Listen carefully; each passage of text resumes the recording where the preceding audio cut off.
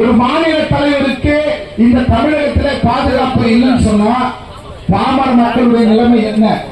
ஆகவே தார்மீக பொறுப்பேற்று சட்ட ஒழுங்கை பாதுகாக்க தமிழக அரசு பதவி விலகணும். மனசாட்சி இருந்தா தமிழக அரசு பதவி விலகணும். ஏன்னு சொன்னா மாறி மாறி ஓட்டு போட்ட நமக்கு நம்முடைய தலைவர்களை இழந்ததுதான் மிச்சமே தவிர நாம் தலைவர்களை பாதுகாக்க வேண்டும் என்று சொன்னால் நாம் இனி திராவிட கட்சிகளோடு நாம அவர்களோடு எந்த நேச உறவை வைத்துக் கொள்ளாமல் அவர்களை எதிர்ப்பது இதற்கு தீர்வு என்று சொல்லி ஜெய்பீம் ஜெய்பீம் ஜெய்பீம். கிட்டத்தட்ட ஒரு 14 வருஷமா அண்ணாவோட பயணம் பண்ணேன். 14 வருஷம் நான் எப்படி இருந்ததுன்னு எல்லாருக்கும் தெரியும். அவ்வளோ நெருக்கமாக அவரை கூட நான் பயணம் பண்ணியிருக்கிறேன். இடையில் ஒரு 4 வருஷத்துக்கு முன்னாடி வந்தேன்னா கூட சின்ன கருத்து வேறுபாடுக்காக தான் வந்தேன். எங்கே வந்தாலும் ஒரே குடும்பம் தான், ஒரே அண்ணன் தம்பியாக தான் இது வரையும் இருக்கிறோம். இன்றைக்கி நம்ம ஒரு நீட்டாக இருக்கிறோம். இந்த ட்ரெஸ் எப்படி வந்தது, இந்த பேனா எப்படி வந்ததுன்னு நம்மளுக்கு கற்றுக் கொடுத்தது அவர் தான். நமக்கு கல்வி பாபாஸ் அம்பேத்கர் சொல்லி கொடுத்துருக்கலாம். இன்றைக்கி நமக்கு ஒழுக்கத்தை ஆனால் ராமசாமி அண்ணன் தான் கற்றுக் கொடுத்துருக்காரு. நீ கோர்ட்டுக்கு போனால் எப்படி இருக்கணும், அரசியல் எப்படி பண்ணணும், ஒரு செக்டார் எப்படி இருக்கணும், ஒரு பூத் எப்படி இருக்கணும், அரசியலை பற்றி அப்படி துல்லியமாக கற்றுக்கிட்ட ஒரே ஒரு ஆள் ஆனால் ராமசாமி மட்டும்தான். ஏன்னா அவரை மாதிரி ஒரு டிசிப்ளின்லையும் சரி, எஜுகேஷன்லையும் சரி, கான்ஸ்டியூஷன் இந்திய அரசியலமைப்பு யார் சொல்லி கொடுத்துருக்காங்க? நமக்கு எந்த அரசியல்வாதி சொல்லியிருக்கான்? அரசியலமைப்பை பற்றி அண்ணனை தவிர வேறு யாரும் சொல்ல முடியாது. நீ நல்லா ஒரு வரக்கழுதாக இருக்கிறேன், ஏதோ இந்த சமுதாய பற்றோடு இருக்கிற காரணனாக்கா அது அண்ணா ஆம்சாங்கண்ணன் மட்டும்தான். ஆம்சாங்கண்ணன் வந்து நேசிக்காத ஆள் யாருமே கிடையாது. அவர் அது பண்ணார் இது பண்ணார்ன்றத விட இந்த சமூகத்தை சரி பண்ணார். அவர் வாழ்நாள் முழுக்க அவர் சமூகத்துக்காகவே தன்னை அர்ப்பணிச்சார். அவர் பயப்பு இல்லை. அவர் பயந்துருந்தாருன்னா போலீஸ் வச்சிருப்பாங்க, டெய்லி ஒரு 50-100 பேரை கூட வந்திருப்பாங்க.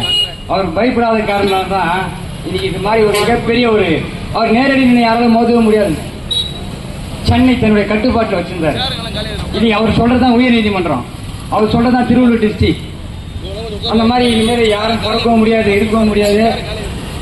இது இந்த பறையர் சமுதாயத்துக்கு மிகப்பெரிய வீழ்ச்சி. அசோகர் காலத்தில் அசோகர் இறந்த பிறகு எப்படி ஒரு வீழ்ச்சியா இருந்தோ, ஆனால் ராமசாமி இறந்த பிறகு இது தமிழ்நாட்டுக்கு மிகப்பெரிய வீழ்ச்சி. பறையர் சமுதாயத்தை அடியோடு அழிக்கணும்னு சொல்லி மற்ற சாதி வெறி பிடித்த மிருகங்கள் செய்த மிகப்பெரிய கொடூரம். தமிழ்நாட்டில் இருக்கிற எல்லா ரவுடி பயிர்களும் ஒன்றா சேர்ந்து பண்ண ஒரு மிகப்பெரிய கொடூரமான விஷயம் இது. இதை யாருமே ஏற்றுக்க முடியாது. ஆனால் இதை கொலை பண்ணலாம் நிறைய நாள் ரொம்ப நாளைக்கு உயிரோடு இருக்க முடியாது. ஆனால் ராமசாமி டைனமிக் லீடர், அவரை மாதிரி அவர் மட்டும்தான். பாதுகாப்புத்துறை என்றால் அது முதலமைச்சர் கவனத்துக்கு ஏற்பட்டுத்தான் அது இருக்கும்.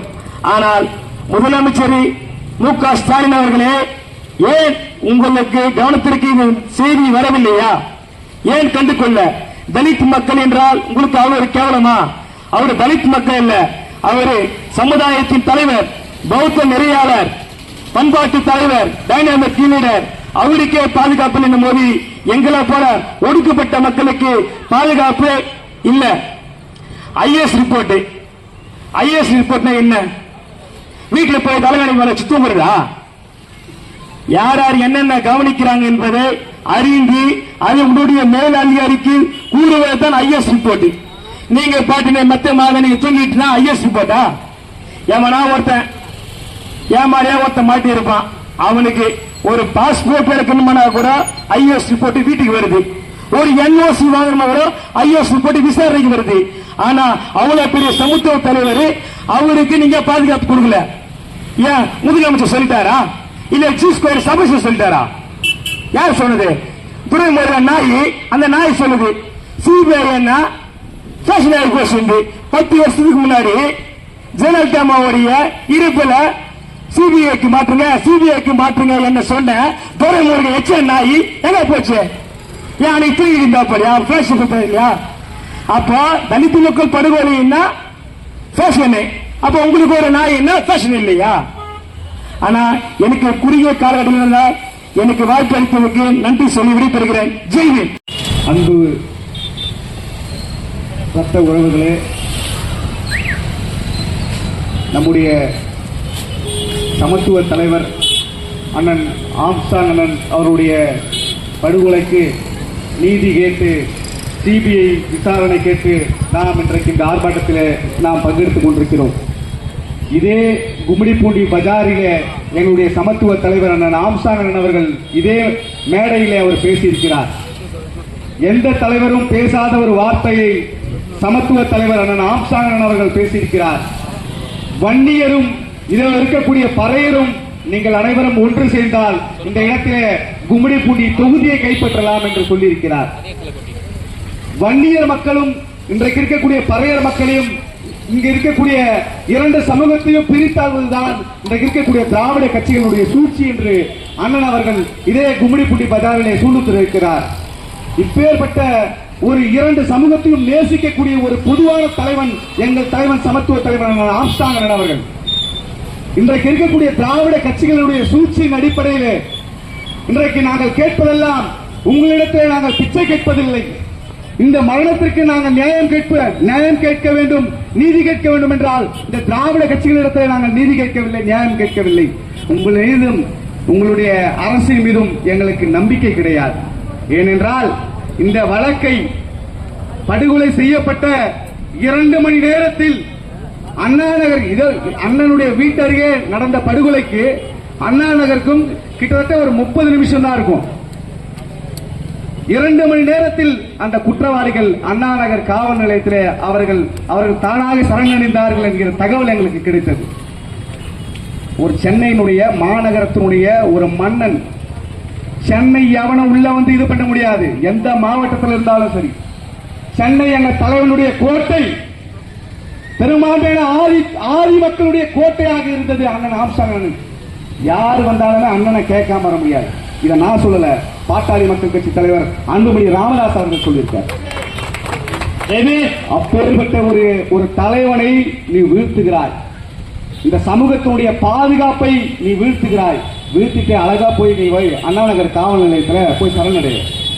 அண்ணா நகர் காவல் நிலையத்தில் சரண்டர் கொடுத்த வழக்கறிஞர் யாரு? அண்ணா நகர் காவல் நிலையத்தில் சரண்டர் எடுத்த டெப்டி கமிஷனர் யாரு? அஸ்ரா கார்கே என்கக்கூடிய ஒரு ஜாயிண்ட் கமிஷனர் இதற்கான பின்புலத்தில் இருக்காருன்னு சொல்லி தமிழக முதல்வர் ஐயப்பாடுல அவர் உடனடியாக அவரை மாற்றம் செஞ்சிருக்காங்க. இவர்கள் எல்லாம் கஸ்டடி எடுக்கணும்.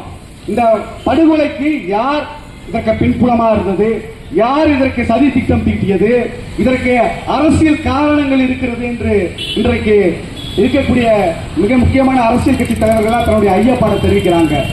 ஆக இது அரசியல் படுகொலையா என்கிற ஒரு மிகப்பெரிய கேள்வி இருக்குது. அந்த அரசியல் படுகொலைக்கு பின்புலத்தில் இருப்பது திமுகவா என்கிற ஐயப்பாடும் எங்களுக்கு இருக்குது. அதனால சொல்றோம், நீங்க விசாரிக்கிற விசாரணையில எங்களுக்கு நியாயம் கிடைக்காது, எங்களுக்கு நீதி கிடைக்காது. எங்கள் தலைவருடைய படுகொலைக்கு எங்களுக்கான நீதி கிடைக்காது. மாற்ற வேண்டும், இந்த வழக்கை சிபிஐக்கு மாற்ற வேண்டும் என்பதுதான் இன்றைக்கு இருக்கக்கூடிய ஒட்டுமொத்த சமூக நீதி ஆர்ப்பாட்டம், சமூக நீதி ஆர்ப்பாட்டம், ஆர்ப்பாட்டம் இது ஆர்ப்பாட்டம், ஆர்ப்பாட்டம் இது ஆர்ப்பாட்டம், சமத்துவத்தின் ஆர்ப்பாட்டம், சமத்துவத்தின் ஆர்ப்பாட்டம், ஆர்ப்பாட்டம் இது ஆர்ப்பாட்டம், ஆர்ப்பாட்டம் இது ஆர்ப்பாட்டம், சகோதரவற்ற ஆர்ப்பாட்டம், சகோதரத்தின் ஆர்ப்பாட்டம், கண்டிக்கின்றோம் கண்டிக்கின்றோம் கண்டிக்கின்றோம் கண்டிக்கின்றோம் கண்டிக்கின்றோம் கண்டிக்கின்றோம் கண்டிக்கின்றோம் கண்டிக்கின்றோம் சமூக நீதி போராளி, சமூக நீதி போராளி, சமூக நீதி போராளி, சமூக நீதி போராளி, சமத்துவத்தின் போராளி, சமத்துவத்தின் போராளி, அண்ணன் ஆம்ஸ்ட்ராங் படுகொலை, அண்ணன் ஆம்ஸ்ட்ராங் படுகொலை, அண்ணன் ஆம்ஸ்ட்ராங் படுகொலை, அண்ணன் ஆம்ஸ்ட்ராங் படுகொலை வன்மையாக கண்டிக்கின்றோம், வன்மையாக கண்டிக்கின்றோம். மானங்கெட்ட தமிழக அரசு, மானங்கெட்ட தமிழக அரசு, மானங்கெட்ட தமிழக அரசு, மானங்கெட்ட தமிழக அரசு, வெட்கங்கெட்ட காவல்துறையே, வெட்கங்கெட்ட காவல்துறையே, வெட்கங்கெட்ட காவல்துறையே, வெட்கங்கெட்ட காவல்துறையே, விலை போன உளவுத்துறையே, விலை போன உளவுத்துறையே, விலை போன உளவுத்துறையே, விலை போன உளவுத்துறையே, எங்கள் தலைவர் ஆம்ஸ்ட்ராங் படுகொலை, எங்கள் தலைவர் ஆம்ஸ்ட்ராங் படுகொலை, எங்கள் தலைவர் ஆம்ஸ்ட்ராங் படுகொலை, எங்கள் தலைவர் ஆம்ஸ்ட்ராங் படுகொலை, சிபிஐக்கு மாற்றிடு மாற்றிடு, சிபிஐக்கு மாற்றிடு மாற்றிடு, சிபிஐக்கு மாற்றிடு மாற்றிடு, சிபிஐக்கு மாற்றிடு மாற்றிடு, கண்டி